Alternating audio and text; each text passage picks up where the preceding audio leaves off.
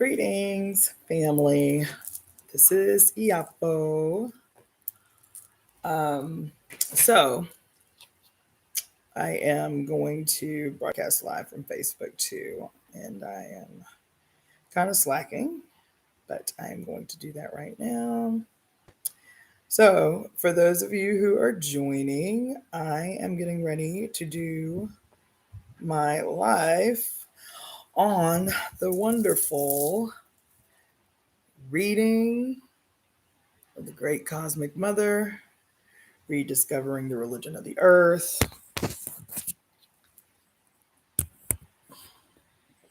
Okay, so this is Cassandra-Floyd, formerly known as Iyapo, for the continued reading of the Great Cosmic Mother, Rediscovering the Religion of the Earth by Barbara Walker, Monica Zhu. So I actually have a bit of a story to tell, but I won't make it long. So I have been getting messages from people from all over about the reading of the book. So for a long time, I've been reading the book now since the end of January. We have 4 more chapters left, but the chapters are extremely long. So we should be done. My hopes are that we'll be done the first week of July. So, hey, Karma, so that I can get kicked off with the workshop and book club for this book. Now, the reason I want to preface is because I'm coming, girl. I'm coming. I promise. I got an interesting. I had an interesting correspondence this week, so I'm getting a lot of messages on both my YouTube and my Instagram about the reading of the book. I'm always self-conscious because I'm like, man, I'm reading this book by myself. Nobody's really fucking with this book the way they need to be. And then I'll get some emails or I'll get some messages that are like, oh my God, this book came into my life just at the perfect time. And that's why I've been so convicted about reading the book. So anyway, long story short, 2:00 in the morning, 3 days ago, I get a Facebook message about the book club. So I have a link in the description on my YouTube channel. Each description for each chapter of the book, I have listed below the link through which I'm going to be facilitating the book club after I'm done with the complete reading, right? So it just seemed like a random person. They were like, oh my God, I'm so glad I found, you reading this book. I haven't read it yet, so this is going to inspire me to read it. That's it. So I get this message. I'm like, oh, okay, well, I really appreciate it, whatever. Guess who this person was? The daughter of Barbara Moore, the daughter of the woman who wrote this book. Okay? So 6 months ago, I think I might have even mentioned this. I got this woman reached out to me who lives in Sweden, who is the granddaughter, who is the granddaughter of the other author of this book, right? Accredited author of this book, Monica Zhu. So this woman reached out to me. This was about 6 months ago, and we've been FaceTiming and emailing each other back and forth. And then just a few days ago, all random and out of the blue, this woman inboxes me supposedly about the book club. And then as we're talking, she's like, oh yeah, by the way, Barbara Walker is my mother. We ended up messaging each other back and forth for about 2 hours. Okay. So what I want to do eventually is like interview her because she gave me all the juice. Okay. Like, it's really difficult to find a lot of information about these authors. And there's controversy, like good tea, about the 2 authors of this book, The Great Cosmic Mother, Rediscovering the Religion of the Earth. Now, I ain't going to give everything away here, but just know I'm already in the talks with her because she lives in Portland. I'm already in discussion with her, and so I'm going to drop it on her that I need to interview her on my channel about the history of this book. The book was published in 1987. She apparently was a little girl when her mother wrote this book. And the story is unbelievable and incredible. So I cannot wait to share that with you guys, and I'll keep you posted on that happens. In the meantime, so this week has been kind of crazy. There's a lot going on in my house. My family are getting ready to move back south, and and I'm trying to reinvent my next move, carrying on. So I didn't read Monday or Wednesday this week. So I'm not going to make up for that. I'm still only going to read for about an hour today.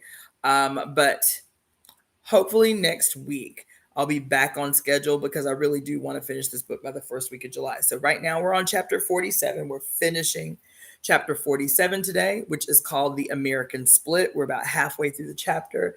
And I think with the time that I have today, definitely we'll get into the first half of chapter 48, which is entitled The Divine Homosexual Family. Y'all ain't ready for that chapter. Just saying. Also, I should mention my disclaimer. So I have a disclaimer that I've been trying to be a little bit disciplined about putting forward at the beginning of every reading. This book it can be very triggering for those who may be sensitive emotionally or what have you. And I ask that people, participate in the reading or listen to the reading with an open mind and an open spirit and an open heart. This is my fourth time reading the book. And when I read the book, the first time I was extremely resistant. And this book has changed me in so many ways. So many ways. Like, it really has been an evolutionary process for me. And so that's all I'm asking. If it's not for you, that's cool. No judgment. I will not be offended. But I'm telling you, like, this book is the game changer, and you have to be ready for that. So anyway, I will begin. In Nicaragua, and in any place touched by the energy of liberation theology, the popular belief is entre cristianismo y revolución no hay contradicción. Between the true Christianity and the people's revolution, there is no contradiction, end quote. But what is Christianity without the established Christian church built on traditional biblical Christian ontology? Che Guevara said, quote, "At the risk of seeming ridiculous, let me say to you that the true revolutionary is guided by great feelings of love," end quote. This is the radical Christian vision, also the vision of Jesus as a social revolutionary. Such a vision has historical precedent, going back through the European Gnostic and heretical communalism, back through the gospel days, about 2,000 years older than Marxist analysis. But as we've said, it goes back even further than that, to the Neolithic vision of the vegetation deity, or to the original Great Mother herself, primal beings who sacrifice themselves through love to restore and refructify all life on earth. The radical Christian vision is and always was a re-emergence of paganism. To be truly revolutionary, I'm always taking notes, even though you can see that my book is like well studied and marked up. But yeah. Okay. So to be truly revolutionary, Christianity would have to dissolve itself. Okay. It would have to dissolve its male-dominated and celibate hierarchies. And the social class systems from which it derives all its worldly power.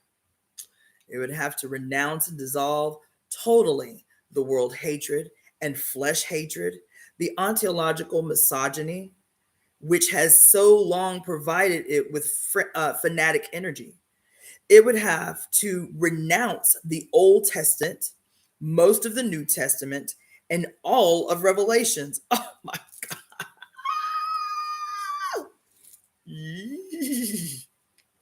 Okay. Yeah.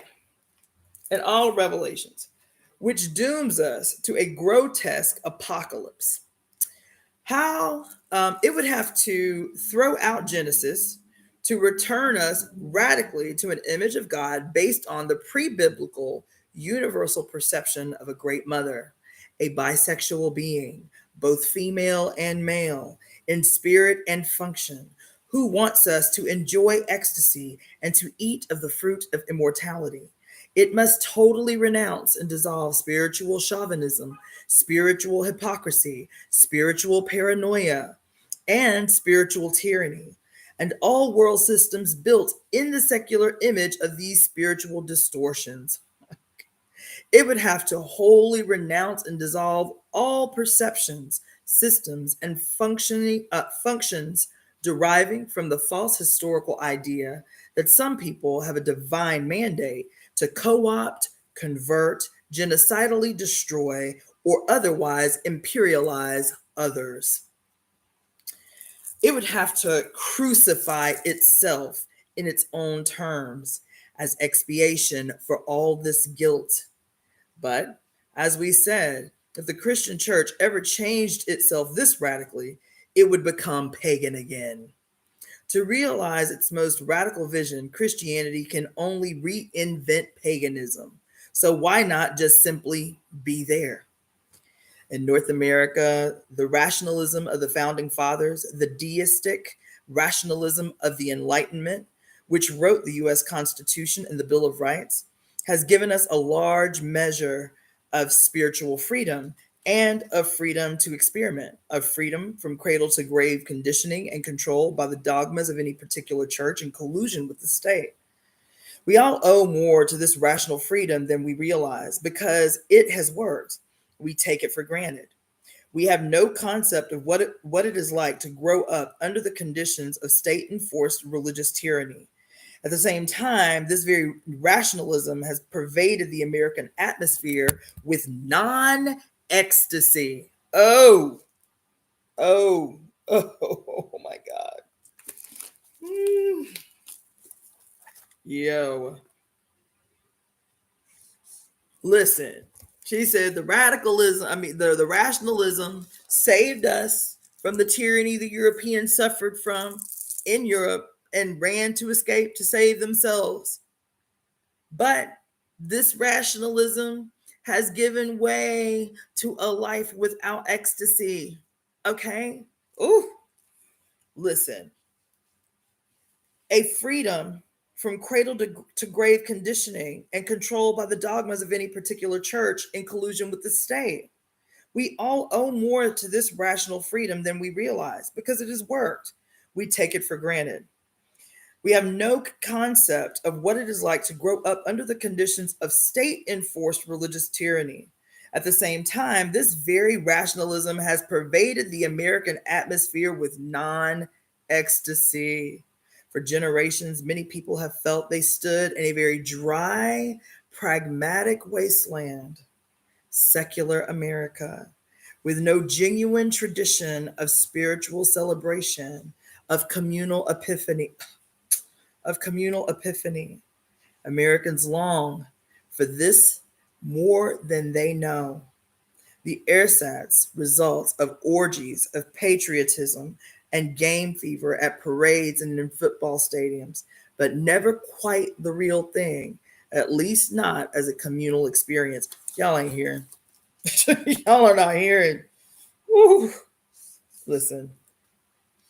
Oh my God. We are conditioned to a chronic state of escapism.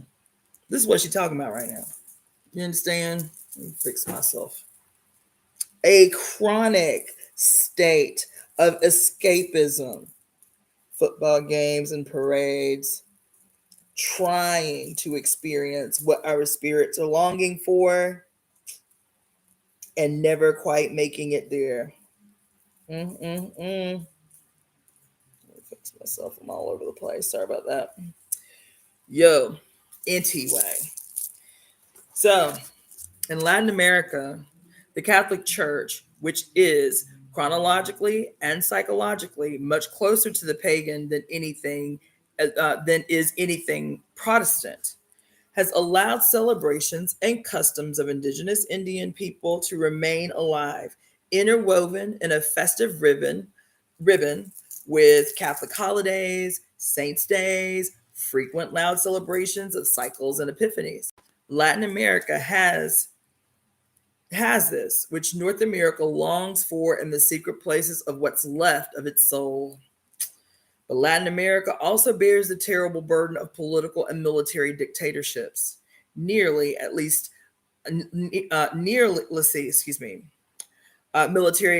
dictatorships, partly at least established and maintained in power by almost 500 years of domination and status quo rationalization by one church.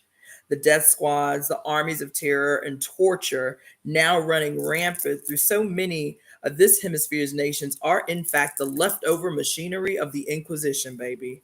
Never wholly dismantled in the Catholic tradition, and now re-oiled, updated, redesigned, and modernized by the imperialist interests of the new Roman Empire corporate America. Woo! Woo! The American split, in raw terms, is this: nominal freedom without real life ecstasy. Oh my God. And nominal epiphany without real life freedom. Oh my God. Such a split is always the result when life is fed into the patriarchal dualistic grinding machine, which churns out globs of white fat or pours runnels of blood, which turns out tasteless hamburger or the red screams of the butchered, which grinds out always one disconnected fragment or another, but never the whole feast, never holism, never the living, gratified flesh of a true spiritual vision. God, ooh, my God. That is the end. So that was very short. That was the end of chapter 47. Moving on to the next chapter, 48, the divine homosexual family. Now, for any of those of you who are tuning in late, there is a link in the description below if you are tuning in from my YouTube channel that sends you to a link where you can download the PDF version of this book if you would like to read along and take notes as I do regularly. And for those of you that are tuning in with me on Facebook, you can also do the same. Just Google The Great Cosmic Mother PDF, and it's the first thing that comes up. So you can download the file and read along until you get the book because you need the book. Okay. So the divine homosexual family, chapter 48. In January of 1977, the Pope announced that women could never be priests in the Catholic Church. The reason given was that Christ is a male, and his priests must be imitations of him. In the Netherlands, on May 13th, 1985, Pope John Paul II reiterated the Vatican's position on women to a large crowd of less than enthusiastic Hollanders. Women will never be allowed in the Catholic priesthood, he said. Liberal Protestant denominations now allow women ministers, and conservative Jewish leaders have just opened the way for women rabbis in their synagogues. But among Catholics, as among conservative Christian churches such as the Mormons and Orthodox Jews, women are still not considered the proper sex to serve sacred ministries or interpreters of the biblical God. The highest a woman can go in the Catholic hierarchy is deaconess, a role always subordinate to the male priest. As far as the Vatican is concerned, a priestly relation with the male Christ can only be enjoyed by another male, both of them served humbly by convent-trained nuns as a kind of holy harem of the patriarchal spirit. Listen, y'all ain't heard. Okay? Anyway, The liberal egalitarianism of the other Christian and Jewish denominations, where women, ministers, and rabbis are now accepted, is a very recent occurrence. It came about only via feminism and the pressure of Christian and Jewish women for spiritual acknowledgement by their respective faiths. For most of the millennia of Christian and Jewish history, the biblical God Yahweh and his immaculately begotten Son, Christ, have always and only been represented at the altar by a male. Quite often, these males have worn skirts, and always, in all times, they have been the givers and upholders of dogmatic laws regarding women, laws telling women how to dress, how to move, how to behave, how to relate to our bodies, how to reproduce, when to reproduce, how to have sexual activities, when to have sexual activities, how to relate to our menstrual periods, our childbirths, our afterbirths, how to bow our heads, how to cover our hair, keep our eyes modestly averted, how, in general, to be pliant and submissive and unquestioning handmaidens in the holy black halls, kitchens, and bedrooms of the Lord. Indeed, this strange urge of holy men of all patriarchal denominations to stand there, wearing skirts, giving sermons to the world's genuine females on what it really means to be a woman, is a propensity that needs deep pondering. Nonetheless, it has been the history of the male god religions. What needs deeper pondering by all of us is why women continue today to plead for the egalitarian respect in reactionary churches that clearly now and historically have no interest in women as anything but followers and servants of the Lord. The Catholic Church's male hierarchy does not need women priests and dismisses the very idea with celibate contempt. Oh my God. But the Catholic Church needs women. Come on. Listen, the Catholic Church's male hierarchy does not need women priests and dismisses the very idea with celibate contempt. But the Catholic Church definitely needs women. Wherever the church exists, it is millions and millions of female believers, low paid teaching nuns, volunteer women parishioners, catechized mothers catechizing their children, who keep the Catholic Church alive, baby. Oh my God. In all Christian churches, until very recently, this was the traditional case. Women's natural religious impulse and capacity has kept patriarchal churches in business for so long. The female gift for spirituality, into which, under patriarchy, we pour so much repressed sexual energy, is used and turned against us by the male hierarchies of the male god churches. They cleverly keep women on our knees, scrubbing and scrutinizing the sacred floor, while they, a few select princes of the churches, rise upward in lofty clouds of worldly power and luxury. Religious women think they are worshiping God. In truth, under patriarchal religion, women believers exist only to service and inflate the institutionally ordained egos of very mortal men. Oh my God.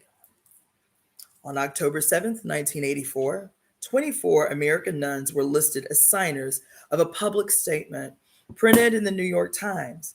The statement was headlined, quote, "A diversity of opinions regarding abortion exists among committed Catholics," end quote. American nuns in the past few decades have been at the forefront of social action for change, in particular regarding women's rights to control our reproductive functions, a right supported by a majority of American Catholics. It would seem. American nuns have been frequently willing to oppose or challenge the Vatican and the conservative American Catholic hierarchy. Sisters of Mercy nuns, who direct the second largest hospital chain in the country, wanted to allow sterilization and tubal ligation in their hospitals, many of which are in isolated tradition-bound areas where women have no other birth control options. The Vatican and a conference of U.S. bishops forced the Sisters of Mercy, under threat of dismissal from their jobs, to sign statements disavowing all surgical methods of sterilization.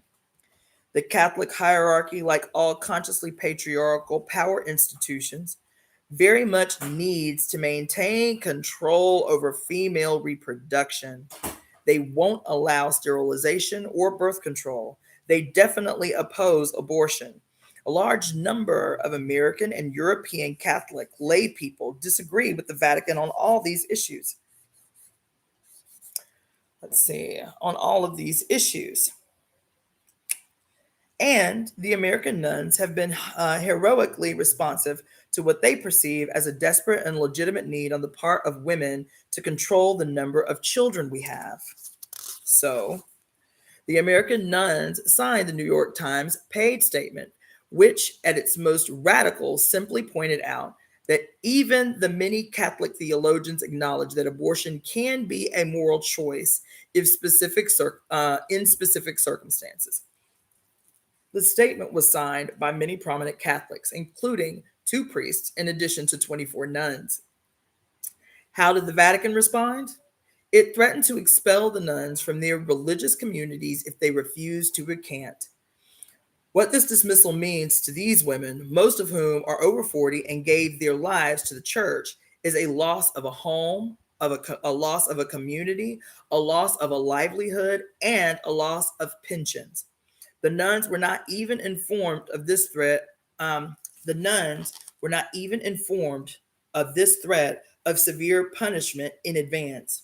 The orders came abruptly from their supervisors. A few of the nuns heard the news on the radio via a Vatican leak to the press, before they even had a chance to be informed by their supervisors. In the words of one of the inquisitors, Archbishop Jerome Hamer, head of the church's Sacred Congregation for Religious and Secular Institutes, which issued the official church statement against the nuns. The nuns were, quote, seriously lacking in religious submission of will and mind to the magisterium, end quote. The 2 priests involved recanted. The 24 heroic nuns to this date have not. In the words of theologian Rosemary R. Ruther, who was one of these statements' signers, the conservative bishops and curia were enraged that nuns would sign such a statement, especially that celibate women were involved in an issue that shouldn't affect them at all. The curia can't stand the support of celibate women for women who have sex. Okay? Oh, listen. Cannot imagine why sexless women would support those who are continuing to have sex. The 24 nuns, in Ruther's opinion, are among the best and the brightest in the American church. Some have national reputations for their organizational work for Central America, women's and gay rights. Some hold PhDs from Yale, Harvard, and the University of Chicago. Some are theology teachers or authors of books on women's role in the church. They were zapped by the Catholic male hierarchy with no respect for their accomplishments. However, something like an enraged husband kicking out a disobedient wife. Some of the nuns felt that Vatican's threats and mode of threatening constituted psychological rape.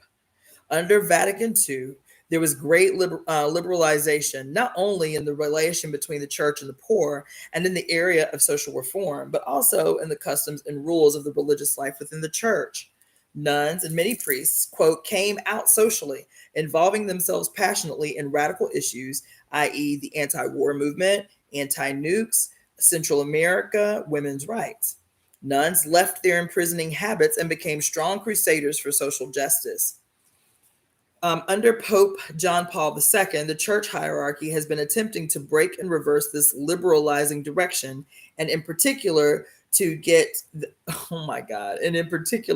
uppity nuns back under absolute conservative male control. The media has focused on the most obvious Vatican backlash against the nuns, the attempt to force them back into their religious habits and long thick customs of constriction and submission. But this back to the habits movement is only symbolic of something deeper. All habits are. In Ruther's informed opinion, the Roman Catholic Curia is maneuvering back to the top down monarchical organization of the pre-Vatican II days, in which all power and authority is at the top and all submission and obedience is at the bottom. In such a hierarchic scheme, the totally subordinate position of Catholic nuns is critical. In Ruther's words, quote, they are at the bottom of the chain of command.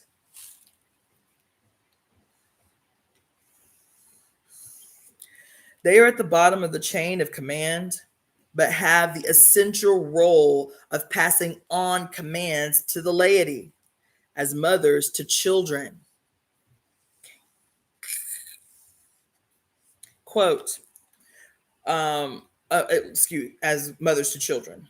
The burning question remains, why do women continue to give our gifts of spiritual devotion, of impassioned energy, of mental brightness, of profound social concern to male-dominated and male-defined religious institutions which are based structurally and ideologically on a searing contempt and hatred for women?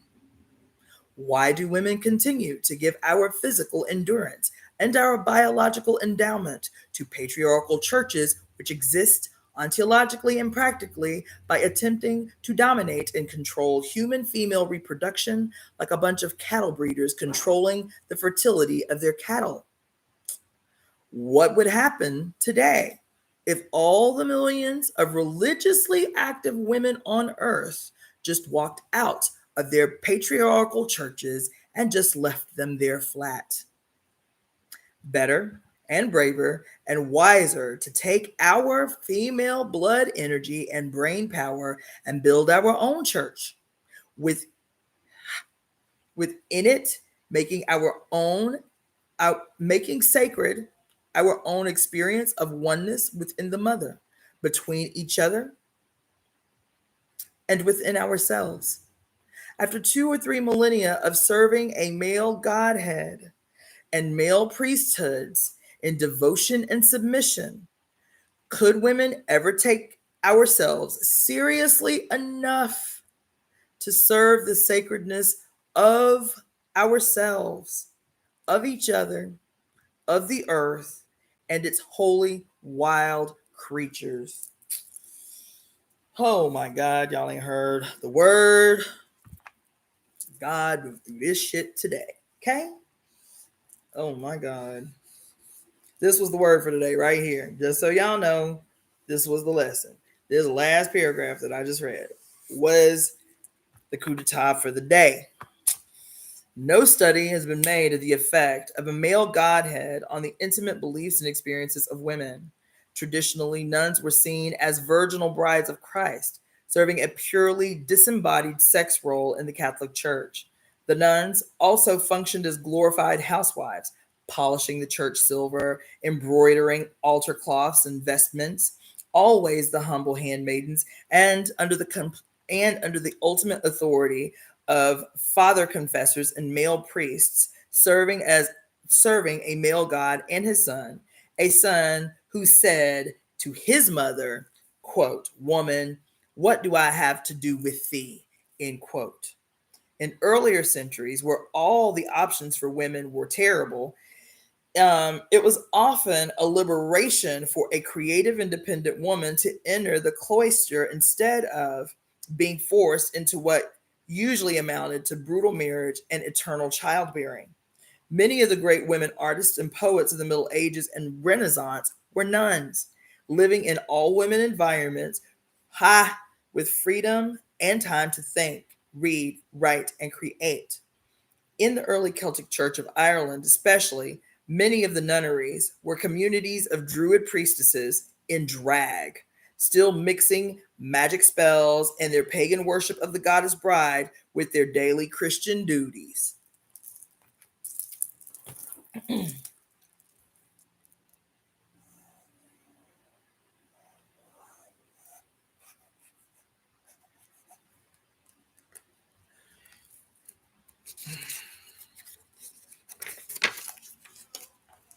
I don't know. I might make it through this whole chapter today. As Mallory told us in Morte de Arthur, Morgan Le Fay was not married, but put to church in a nunnery where she became a great mistress of magic. Convent and coven. Convent and coven are the same word after all. Doubtless the psychological influence of these witch nunneries contributed to the atmospheric survival of the goddess in Ireland. According to folklorist Lewis Spence, as late as 1850, the Irish folk still worshipped her, regardless of the Catholic priesthood. Quote, at the well of St. Declan, Ardmore, County Waterford, masses of people assembled annually on December 22nd, crawled beneath a hollowed stone, and then drank of the well. It was surmounted by the image of a female figure, which is described as being like the pictures of Kali, the black goddess of Hindustan. End quote. The Catholic priests actually whipped the folk away from the spot, but to no purpose. As Kali and Kalich are the same goddess after all, the whips of the priest can never turn what was into what was not, nor can failure of memory. The Christian Trinity has been dubbed, quote, the divine homosexual family, end quote. It consists of the all-loving Father, his immaculately conceived Son, and an all-male priesthood who live in celibacy among Catholics and among all Christians serve in some strange way as male brides to the Father Church.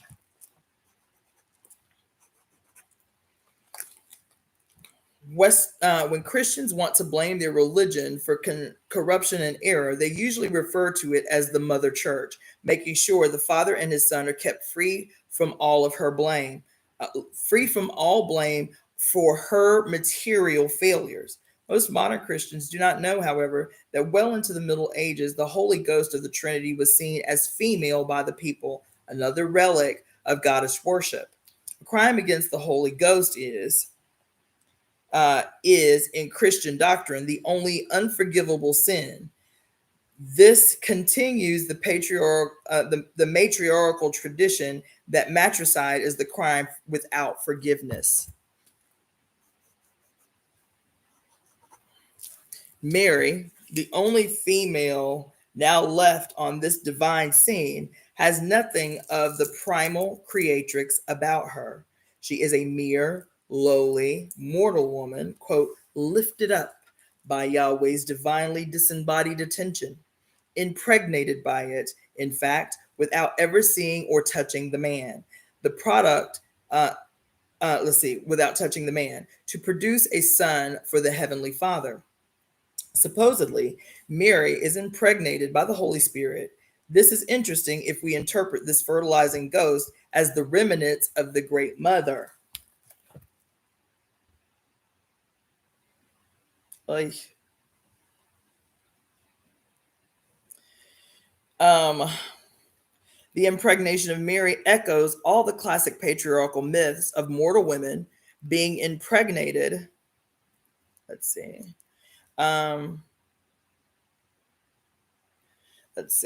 Being impregnated.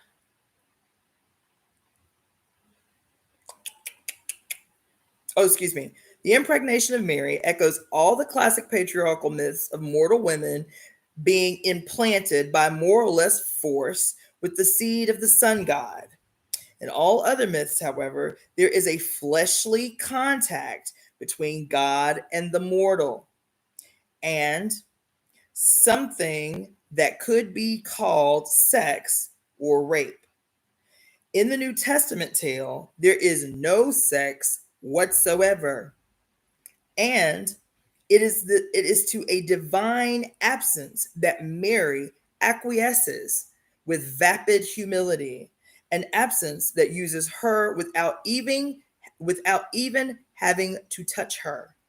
And Mary, in our eyes, does not even gain the simple strength of struggling or choosing. She has no identity except as passive acquiescence to an absence. God damn. Oh my God. And this is how Christ is conceived in both his physical conception and in our conceptions of him. It is all so fastidious, so non textural, so cerebral, and so unreal, so bordering on the sexually pathological, in fact, that the messy femaleness of Mary is dealt with by pretending it is not even there. The messy female, let's see. Okay. And this has been the fate of female sexuality under Christianity. Exactly. Listen, let's see.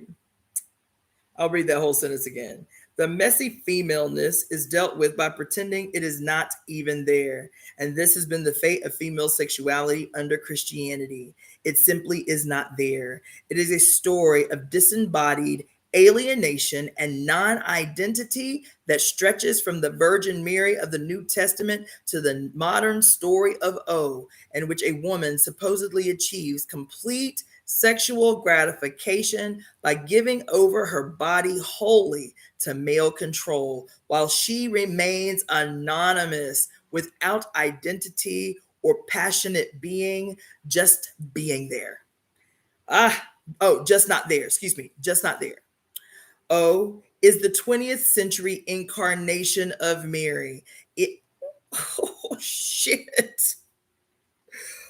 Oh my God. Okay, so I read the book, so I have the context. All right.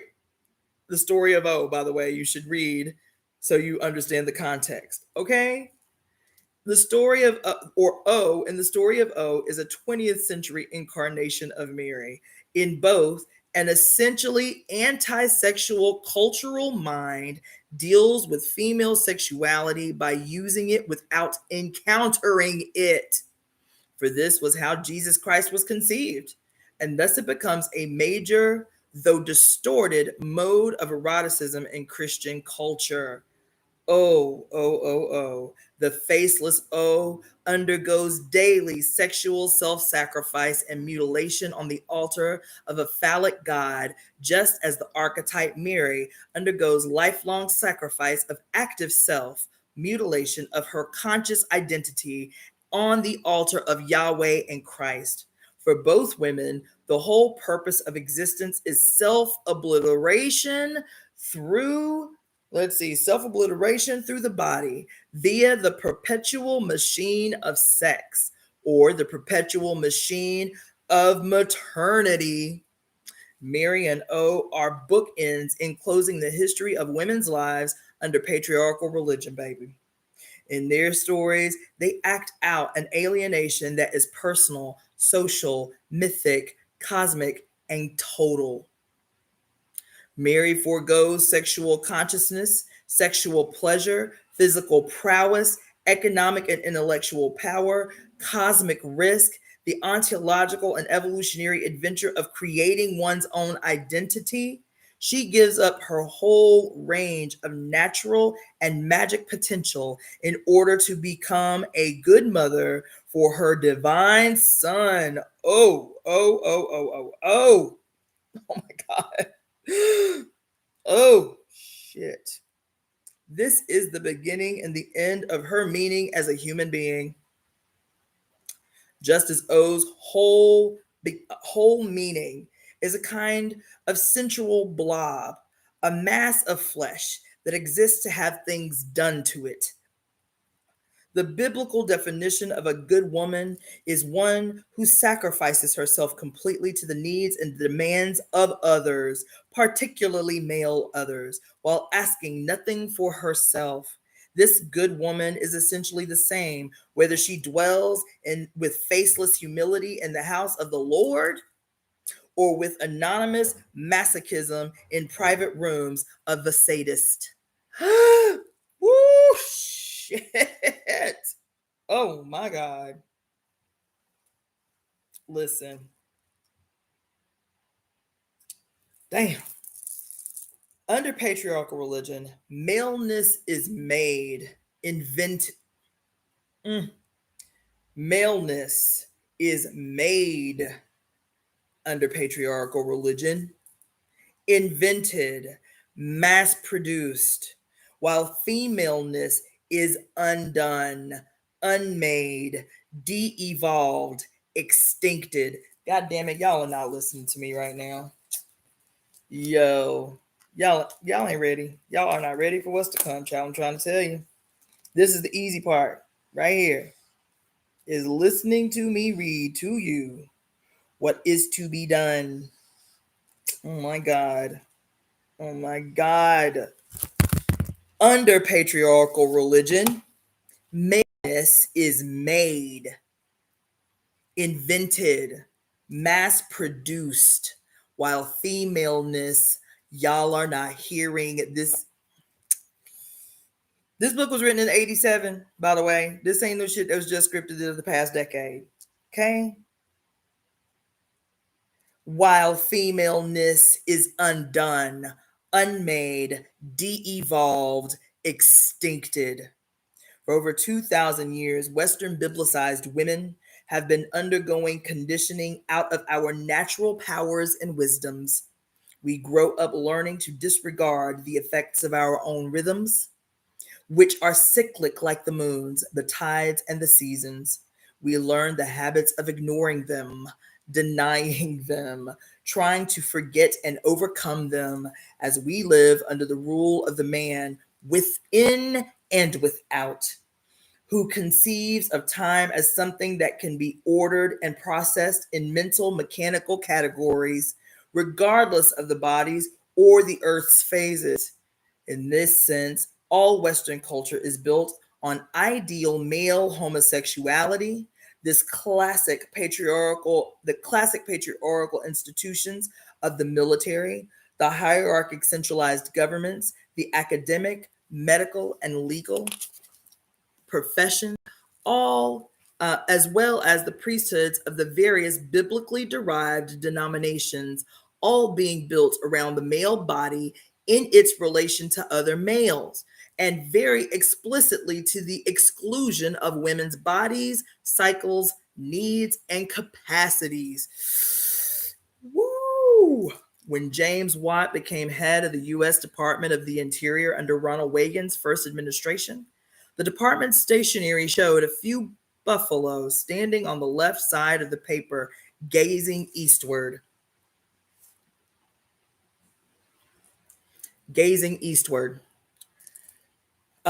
Watt, a born-again charismatic Christian, had the stationery redone so that the buffalo were standing on the right side, gazing toward the west. Watt knew intuitively and doctrinally that the right is the side of the Father, as well as the neoconservative politics and free enterprise economics. Okay? Christianity is a dextral religion in all its aspects. The sign of the cross is made with the right hand, as is the benediction. Jesus always raises his right hand in blessing in paintings, and in heaven he sits on the right hand of the Father. Any blessing made sinisterly with the left hand is seen by Christians as blasphemy, part of demon worship. The left side represents not only the social, political, economic left, but also the side of the communal mother. Damn it. Of the communal mother. Or, in the case of the Interior Department stationery, communal buffalo.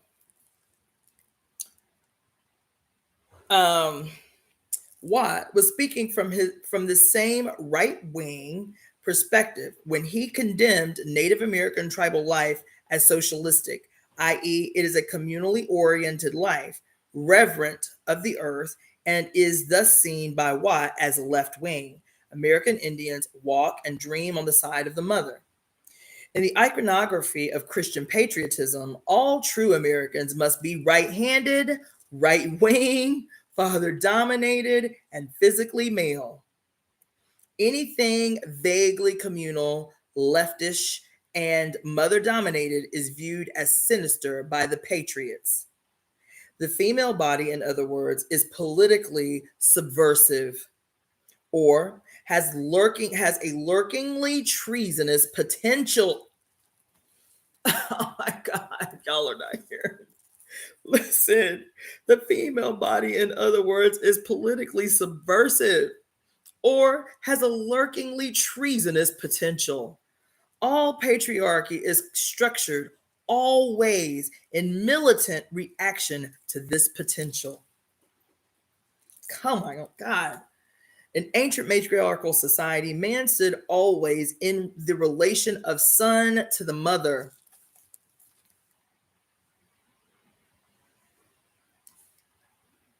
He could become divine, and he did become divine by being born out of God, the mother.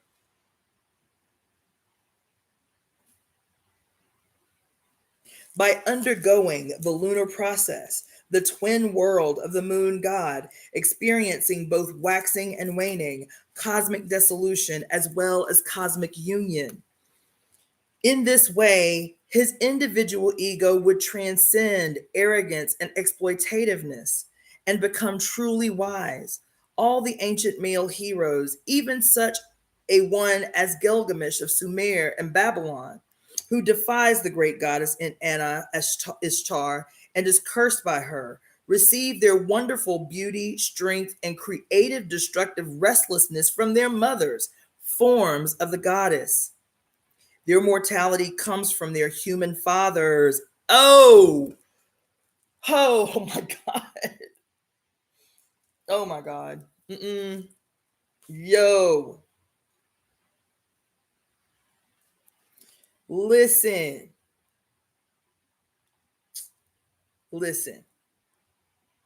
In ancient matriarchal society, y'all, man always stood in the relation of son to the mother. He could become divine. He did become divine by being born out of God, the mother. By undergoing the lunar process, the twin world of the moon god, experiencing both waxing and waning, cosmic dissolution, as well as cosmic union. In this way, his individual ego would transcend arrogance, and exploitativeness and become truly wise.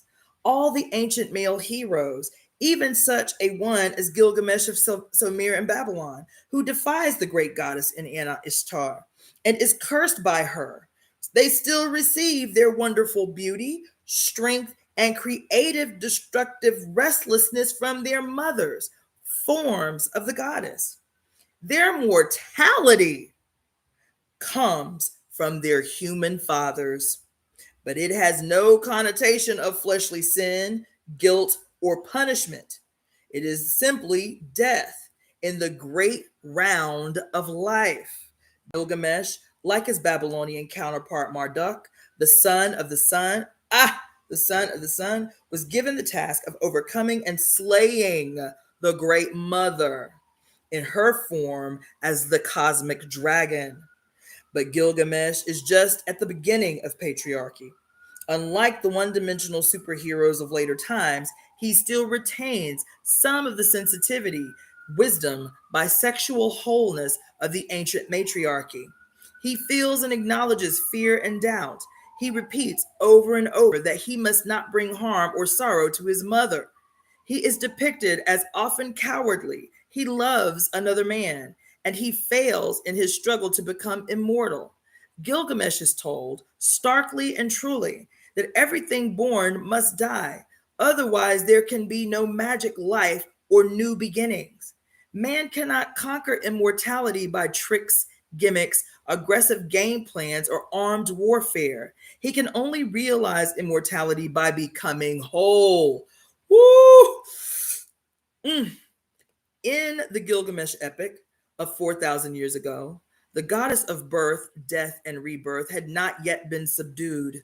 She still lived as a natural process of wisdom in human minds and in evolutionary human feelings toward an evolving universe.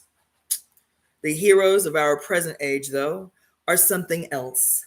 They are Superman. They are Bionic Man, James Bond, The Terminator, Rambo. They are the one-dimensional cartoon men of children's comics and TV. These 20th century heroes, superheroes, are fiendishly skilled in one speciality, always involving a lot of noisy, smashing, and silent spying, and absolutely stupid in all other ways. They don't need profound human intelligence, they have machines, all presented as sex symbols for the masses. They are all eerily asexual and misogynistic. They are all just too pure, too patriotic, too damn busy, too damn dangerous, or moving too fast for one woman or any woman. Oh my God. Listen, their primary sensual relationship is with their machinery. The only wildness around them, thanks to the speed of the light media, cinema, television, magazine, photography, um, is embodied in man-made objects, usually of shining metal.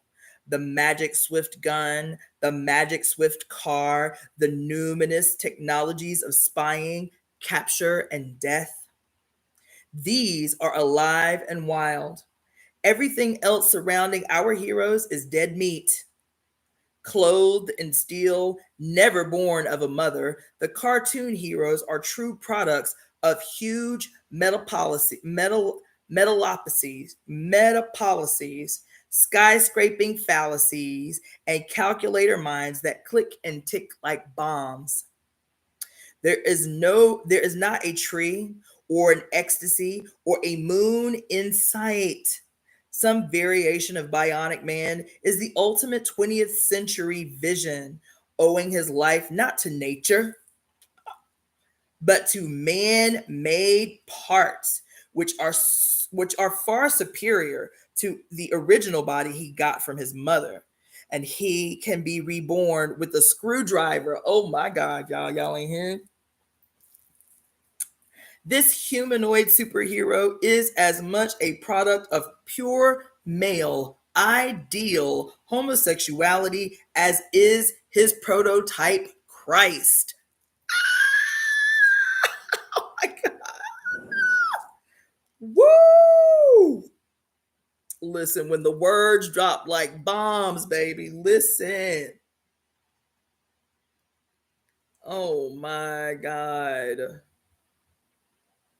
Listen, when the words drop like bombs, I'm just trying to tell you. Yo, he can be reborn with a screwdriver, baby. And this humanoid superhero is as much a product of pure male ideal homosexuality as is his prototype Christ. Okay? In Mary, especially within the Catholic Church, the goddess, for the first time in history, bows down to worship male gods as creators of life. Listen, listen. Ooh, chat. Hold on, let me grab my top.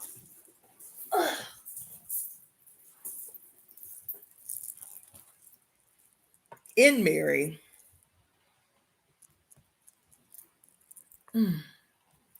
in Mary, especially within the Catholic Church, the goddess, for the first time in human history, bows down to worship male gods as creators of life. Okay? The Christian religion, a transvestism of the spirit. Oh, oh my God. They said a transvestism of the spirit has from the beginning co-opted female experience, taking the victory and raw energy out of it, leaving us only an insipid view of our female selves. Christianity distorts the natural birth process into a grotesque and unnatural story of birth through the male who, twisted in this artificial creation, becomes a sadomasochistic symbol of arbitrary power and empty submission. For the whole thing centers around birth. Oh my God, baby. Listen, some questions are going to be coming out of this workshop beginning in July that have to be dealt with. Okay? For the whole thing centers around birth, the primeval mystery and terror and blood right in which women struggle alone to create and triumph within the vast unknown. Christianity. Um, Christianity for 2,000 years has gained its energy by co-opting and distorting this experience, this fact, these symbols. For while maternal suffering is unconditional, since it is ontologically inevitable, the suffering Christ is blackmail, a wretched and manipulative, a manipulative appeasement to a cruel, manipulative, jealous Father God. Baby, listen, I might need to read that whole paragraph again, child. In Mary, especially within the Catholic Church, the goddess for the first time in human history bows down to worship male gods as creators of life. The Christian religion, a transvestitism of the spirit, has from the beginning co-opted the female experience, taken the victory and raw energy out of it, leaving us only an insipid view of our female selves. Christianity distorts the natural birth process into a grotesque and unnatural story of birth through the male, who, twisted in this artificial creation, becomes a sadomasochistic symbol of arbitrary power and empty submission. For the whole thing centers around birth, the primeval mystery and terror and blood right in which women struggle alone to create and triumph within the vast unknown. Christianity for 2,000 years has gained its energy by co-opting and distorting this experience, this fact, these symbols. For while maternal suffering is unconditional, since it is ontologically inevitable, the suffering Christ is blackmail, a wretched and manipulative appeasement to a cruel, manipulative, and jealous Father God. Woo! Mary is wife, mother, and child to the same male power figure. She is utterly meek, abject, passive. In her, the ancient power of the goddess is captured, chained, used, cannibalized, metaphysically cannibalized in T. Grace Atkins's critical phase, domesticated and tranquilized. It is no accident that Mary is portrayed as giving birth in tranquility and bliss as a reward for her asexuality. Oh my God. And her total submission, thus redeeming herself of the crime of Eve, baby, while Christ, her son, takes on the suffering and dramatic childbearing role of the mother. Oh my God. Y'all ain't hearing. Y'all ain't hearing. I ain't got an amen. Like what? None of that. You understand? Oh my God. For he twists on the cross in labor to give birth to a redeemed human race, pierced by the soldier's sword, blood and water pour from his body, exactly as from a woman in childbirth. The figure displayed on the crucifix in Catholic churches, particularly, is a male parody of the female experience of menstrual bleeding, of childbirth, of ontological physical suffering for the human race. Woo!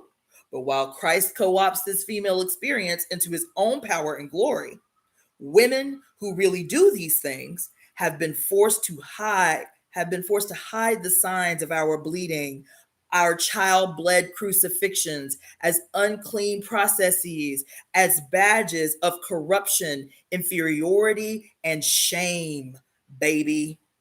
Yo, the deified male martyr flaunts his sacrifice everywhere, and we are supposed to bow down to it. Women, the real thing, are required by decency to hide our messiness out of the sight of men. In the Making of the English Working Class by E.P. Thompson, who describes how, among the Methodist congregations of the 19th century, Christ's wounds were spoken of in a highly ecstatic, sexual, masochistic, sadistic language.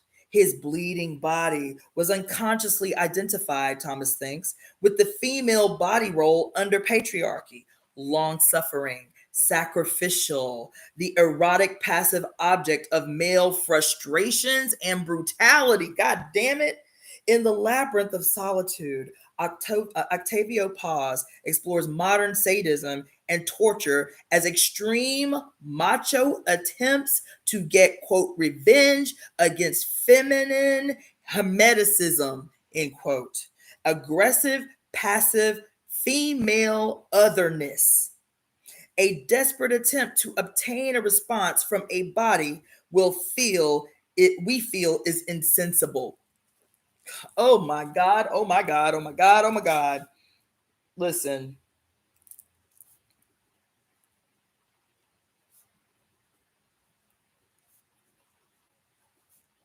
Can this be the origin? This is just a side note. Can this be the origin of the long standing myths that Black women do not feel pain the way others feel pain? This what I just read to you. Can this be the origin of this myth that continues to plague Black women in the medical spheres throughout the entire world? From the early years of fathers of gynecology experimenting on Black women without anesthesia, Black women being less likely to be given pain relieving drugs during pregnancy and labor. This that I just read. You understand? Let me read that last long ass sentence. Let's see. Oh my God. Okay. In the Making of the English Working Class, E.P. Thompson describes how, among the Methodist congregations of the 19th century, Christ's wounds were spoken of in a highly ecstatic, sexual, masochistic, sadist language. His bleeding body was unconsciously identified, Thompson thinks, with the female body role under patriarchy, long suffering, sacrificial, the erotic passive object of male frustration and brutality. In The Labyrinth of Solitude, Octavio Paz explores modern sadism and torture as extreme macho attempts to get revenge against feminine hermeticism, against passive female otherness, a desperate attempt to obtain a response, oh my God, from a body we feel is insensible. Okay? But the female role of insensate, passive victim body is just that, a role inculcated, enforced, and prolonged by a patriarchal religion, which must keep women numb and silent while its male god, Christ, acts out a feminine role. The erotic, dramatic role of bleeding and childbirth. But Christ, as a transvestite, oh goddamn, y'all ain't hearing. Oh my God. Oh. Listen. But Christ, as a transvestite or female imitation sacrifice to an asexual, jealous father God, right, represents unbearable distortion. It is God itself in this twisted person of Christ who is maddeningly alien and alienating, ontologically insensate, and eerily other. The entire world, the entire universe is eerily other. And the sadism and torture increases daily. Crazed men beating otherness into a bloody pulp. Oh, in such a world where torture and brutality, or persistent threats of torture and brutality, constitute daily facts of life for a majority of the people on earth, sadomasochism and or S&M have become a game for some people. The game is played by American heterosexuals, lesbians, and gay men and bisexuals. S&M is seriously justified or rationalized by its participants as one, an activity that frees people from sex roles by allowing them to exchange roles and experience the other. And two, a means of learning about power, baby, of acquiring power and of understanding power relationships and dynamics. On the first count, S&M advocates assume, wrongly, as many feminists have pointed out, that torturer and victim roles are somehow ontologically rather than culturally derived, and that therefore, by experiencing both roles and by exchanging them in role play, we can then learn something about our ontological selves. Oh my God.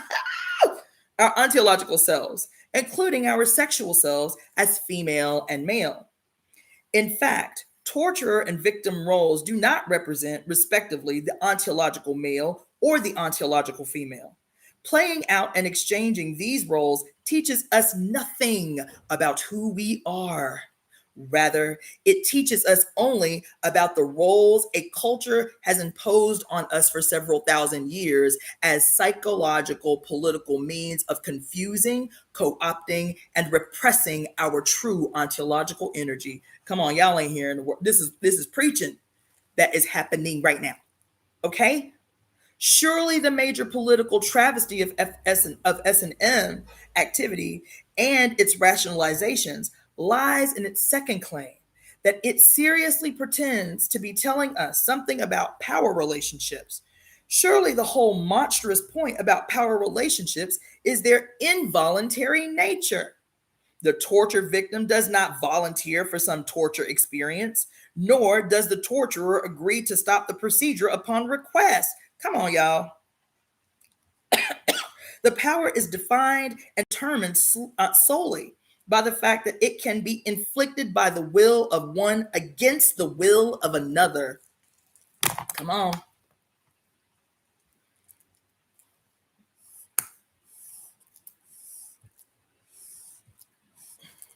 All right. Against the will of another. But S&M advocates insist that their activities are based on mutual agreement and that this mutual agreement can teach us something about power relationships. Such an agreement totters horribly on the edge of suggesting all torture is chosen and that all torturers are simply giving their victims the experience they really desire. Oh, shit.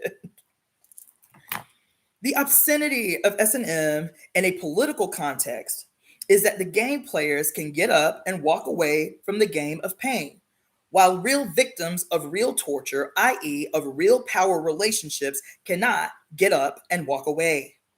What we learn from one context, voluntary S&M, cannot in any way be transferred over to understand the other context, power relationships in the real world. S&M teaches us nothing about power. It teaches us only about certain forms of game playing behavior in the West, and especially about the increasing inability of many of us to tell the difference between game playing in the Western world and real life everywhere the hell else, baby. Okay? Oh shit. Listen, nothing about real life anywhere else to transfer the contextual experience of what is essentially white middle-class American psychotherapeutic activity, human empowerment games, self-choosing behavior, into what for most S&M players is a contextual non-experience of brutal and unrelieved global power dynamics, power politics. It is the epitome of self-indulgence and unreality, baby. Such a contextual confusion is a sign of nothing but political privilege. Woo! Listen, call a thing, okay? Call a thing a thing. A few well-off Americans can afford to play at torture. The model clothed only in S&M bondage appears on the cover of Vogue, etc.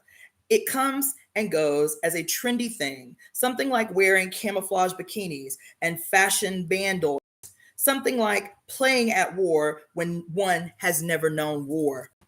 Starting with the Desaad, the whips and boots, the expensive torture instruments designed and manufactured by highly paid artisans, the aristocratic torturers and voluntary cringing victims of all the S&M games do not represent sexual liberation in any form. They are, in the West, a sad, obsessive acting out of the Christian crucifixion. Oh my God, hold on. Ho. Starting with the Desaad, the whips and the boots, the expensive torture instruments designed and manufactured by highly paid artisans, the aristocratic torturers and voluntary cringing victims of all the S&M games do not represent sexual liberation in any form. They are, in the West, a sad, obsessive acting out of the Christian crucifixion ritual and social class passion, what can be called the decadent imitation of Christ. The S&M fixation is not on sensuality, but on stylized, oh my God, on stylized coercion and humiliation. The grotesque and deliberate unnaturalness of S&M ritual reflects the Christian perversion of the natural birth, life, and death process through the total perversion of the human sexual experience. The sadistic punisher is, listen, the sadistic punisher is Yahweh man-tool. The eternal sufferer is woman, womb, Jesus. All our lives are twisted on the cross of this bizarre distortion of ontological reality. S&M game players, like Christ on the cross, are symptoms of our sexual spiritual problem, but certainly not the cure. In his study of the effects of Protestant Christianity on the working class of England, E.P. Thompson also speaks on how the Methodist Church helped pave the way for the imprisonment of economically uprooted peasants in the urban factories of the Industrial Revolution. When Protestant reformism merged its Calvinist belief in the complete depravity of most of humankind with the marvelous new profit-making machinery of factory mass production, what could be called capitalist theology was born, baby. Y'all ain't hearing. The men of wealth, the investors and factory owners were obviously the elect few, morally pre-selected by God for heaven and righteous power, meanwhile on earth. The masses of workers, on the other hand, had clearly been divinely prefabricated to suffer via endless hard labor for their innate corruption, to fit the workers to the assembly lines, to chain the many bodies together into functioning parts of an industrial machinery, grinding out wealth for the few. Religion was called in as always to help program living organisms into a daily condition of productive repression. In England, the Protestant religion was the right hand of the factory owners. You hear? forced from their rural cottage industries and herded into crowded, diseased cities, the peasants were forbidden by God to ever again be naturally alive. They were forbidden their seasonal festivals, their dancing, their music, their singing, all those pagan communal rhythmic rites which energized the people and let them know who they were. That they were living beings of a living earth. Forbidden all memory and practice of organic rhythm. The people were more readily inured to a life of mechanical rhythm. Thus, the rural English peasants were reprogrammed by the Protestant churches into urban factory workers. The grim effects remain to this day. Pagan music and dance were built on erotic and melancholy modal scales and complexly sensual drum rhythms, which Protestant Christianity especially saw as devil inspired. It was Protestant moral rationality that finally forced European music into the constricting framework of the major and minor scales and the tick-tock or marching rhythms of 2/2/4 and 4/4 time. Interestingly, modal scales and pagan rhythms have returned to public life via rock music. And if most young people on earth are now walking around with transistor radios plugged into their brains, it is because rock energy is the global drug of the people currently, a pagan resuscitation of the body and a disembodied anti-body world. Christian fundamentalists of today, like their historic counterparts, hate rock's sound and lyrics and denounce it as immoral devil music. In fact, rock is pagan music, and its rhythms and lyrics express the memory of the blood. With its dismissal of the worship of Mary, the Protestant church got rid of the iconic mother altogether, and with her all organic celebratory links to the earth and to the body's rhythmic ecstatic life. In her place, we have been given the machine. So somebody, let's see, Roy Agus Jones. So this is The Great Cosmic Mother, Rediscovering the Religion of the Earth by Barbara Moore and Monica Zhu.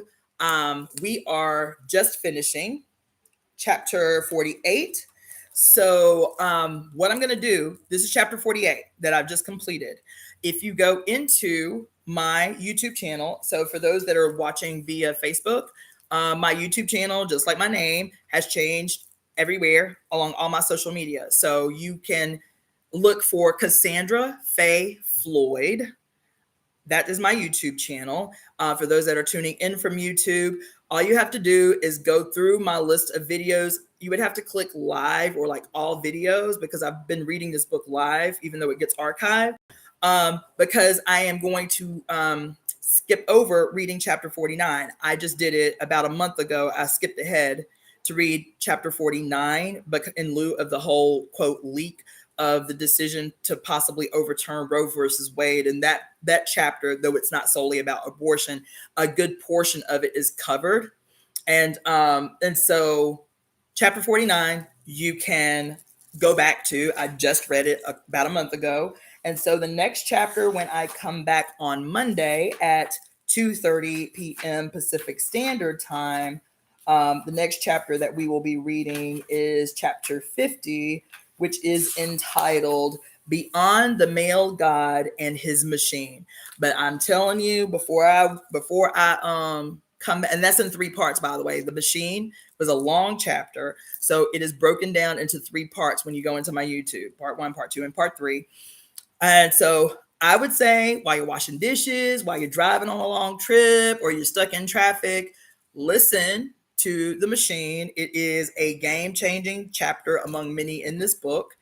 And then Monday, we will pick up with chapter 50, which is entitled Beyond the Male God and His Machine. For those that are tuning in late, if you go onto my YouTube page, which again is Cassandra-Floyd, For those that are interested, this is a side note. I just did a post on Saturday about why I changed my name, why I am going back to my birth name after having been Iyapo for 20 years. So I think it's impactful because this was about, my shadow work, which we all are supposed to be doing heavily right now, uncomfortably right now. And so if you ain't uncomfortable, you ain't doing shadow work. Sorry.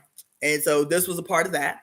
So hopefully that is a message that can be helpful to someone who is doing this deep introspective shadow work, as Saturn is in retrograde until October 22nd, in the height of a Pluto returns in the United States. So it's shadow time, baby. It's shadow time. We can't clear November 2024 without getting this work in. That's my side note. So for those of you who are tuning from Facebook, go to my YouTube page, Cassandra-Floyd. Look in the descriptions below any of the videos, and you will see the link that I will be using to facilitate the book club after I'm done reading the book. My hope is that it's only 3 more chapters left. So my hope is to finish the book by the first week in July, so that we can go ahead and begin the book club. And the book club is going to be basically taught workshop style. So from each chapter, I will have questions that I will post in the book club, and then I will host a Zoom. And then we can, after you listen to me read, which was the whole purpose for me to read the whole book, that way I get it. Our lives are crazy. Our lives are crazy busy. This book is like the length of a Bible, right? I even numbered my book like the Bible, verses and everything, right? So that it's easier to facilitate these discussions when we get started. But I'm telling you, I mean, the book is a game changer. And this is from a woman who owns right now, 1,286 books, and have read 90% of them. So I'm telling you, it's the game changer. Male, female, gender nonconforming, LGBTQIA, don't matter. If you were not given birth to in a test tube, this book is about you. That's all I got to say about that. As I said in the beginning, some great things happened over the weekend. I ended up meeting the daughter of one of the authors, which was game changing. So I want to talk to her about the possibility of interviewing her, because she was a young girl when her mother wrote the book, and she can talk about all of that, which is crazy. And please like, share, subscribe. Like, share, subscribe. If anything struck you, if anything moved you, if you were moved in any way, please share the information. Yo, I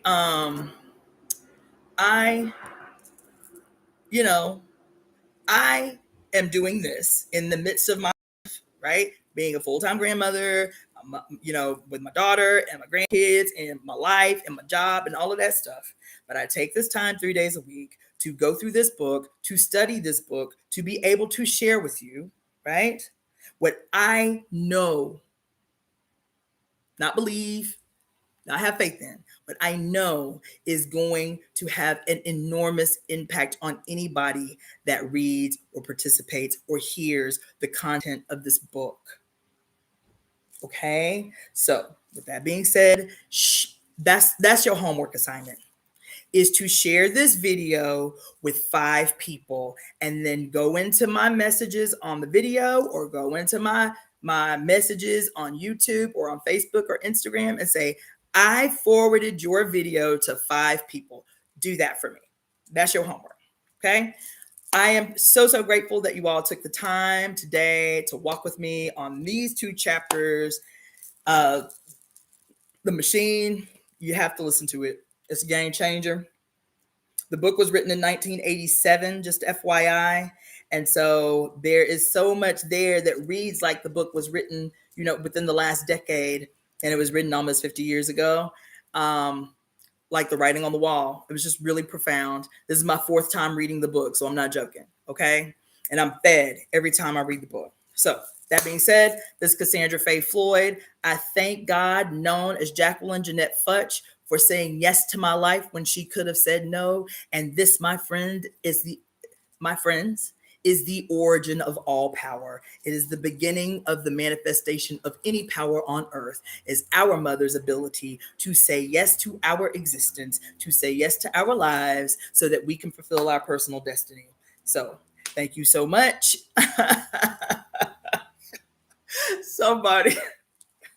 Somebody on my YouTube page said, damn, Iyapo, I don't even think I know 5 people.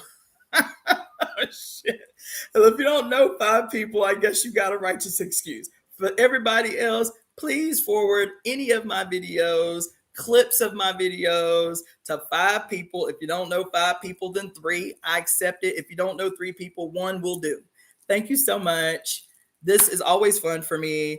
And don't feel shy. If you have questions, if you do not agree, that's okay. My forewarning is this: I do not argue with people. My position is my position. I remain open to evolution of my ideas, of my space. However, I don't argue. So if you are looking to throw down, you can go elsewhere. If it's not for you, it's not for you. And that's okay. No harm, no foul. But you should just be warned. If you want to throw down and that's what you attempting to do, you won't get no play here. Sorry, you won't get no spot. That's just me. That being said, look for things to come. I got big news coming up very soon. Still plotting, but it's coming very soon. So thank you so much for tuning in.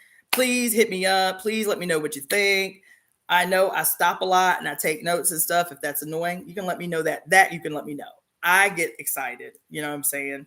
But if it's too much and you would rather for me to just read straight through, I can do that and take notes later. But anyway, thank you so much. I will see you again on Monday at 2:30 p.m. Pacific Standard Time on YouTube, on Facebook, and on Instagram. Peace.